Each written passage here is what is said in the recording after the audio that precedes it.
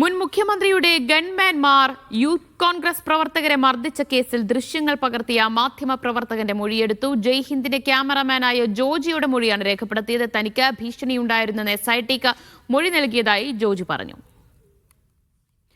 ഫൈസൽ അസീസ് വിവരങ്ങൾ നൽകും. ഫൈസൽ, പ്രത്യേക അന്വേഷണ സംഘം രൂപീകരിച്ചതിന് പിന്നാലെയാണ് ഇപ്പോൾ ജോജിയുടെ മൊഴിയെടുത്തിരിക്കുന്നത്. അദ്ദേഹം എന്താണ് അന്വേഷണ സംഘത്തിന് നൽകിയ മൊഴിയെന്ന് സംബന്ധിച്ച് എന്തെങ്കിലും വിവരങ്ങളുണ്ടോ? ഏതായാലും അന്ന് നടന്ന സംഭവങ്ങളൊക്കെ തന്നെയും അദ്ദേഹം വിശദീകരിച്ചിട്ടുണ്ട് എന്നാണ് വ്യക്തമാകുന്നത്. അതായത് എങ്ങനെയാണ് ആ ദൃശ്യങ്ങൾ ലഭിച്ചത്, മാത്രമല്ല എങ്ങനെയാണ് ആ കൃത്യസമയത്ത് അവിടെ എത്തിയത് തുടങ്ങിയ കാര്യങ്ങളൊക്കെ തന്നെയും അദ്ദേഹം അന്വേഷണ സംഘത്തിന് മുന്നിൽ വിശദമായി തന്നെ മൊഴി നൽകിയിട്ടുണ്ട്. മാത്രമല്ല ഈ വിഷയത്തിൽ അദ്ദേഹത്തിന് ഒരു സാക്ഷി മൊഴി മാറ്റണമെന്ന് പറഞ്ഞ് അദ്ദേഹത്തിന് ഒരു ഭീഷണി സന്ദേശം ലഭിച്ചിരുന്നു എന്ന് അദ്ദേഹം ഒരു മാധ്യമത്തിന് നൽകിയ പ്രതികരണത്തിൽ പറയുന്നുണ്ടായിരുന്നു. അപ്പോൾ അക്കാര്യങ്ങളൊക്കെ തന്നെയും ഈ അന്വേഷണ സംഘത്തിന് മുമ്പിൽ അദ്ദേഹം മൊഴി നൽകിയിട്ടുണ്ട് എന്നാണ് മനസ്സിലാക്കുന്നത്. ഏതായാലും 2 മണിക്കൂറോളമാണ് ഈ മൊഴിയെടുപ്പ്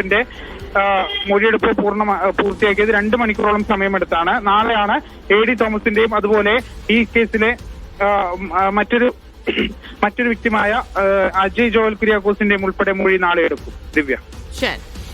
മുൻ മുഖ്യമന്ത്രി പിണറായി വിജയന്റെ ഗൺമാൻമാർ യൂത്ത് കോൺഗ്രസ് പ്രവർത്തകരെ മർദ്ദിച്ച കേസിലാണ് ഇപ്പോൾ പ്രത്യേക അന്വേഷണ സംഘം മൊഴിയെടുപ്പ് നടത്തുന്നത്. ജയ്ഹിന്ദ് ക്യാമറമാൻ ജോജിയുടെ മൊഴിയാണ് രേഖപ്പെടുത്തിയത്. ഫൈസൽ അസീസാണ് വിവരങ്ങൾ നൽകിയത്.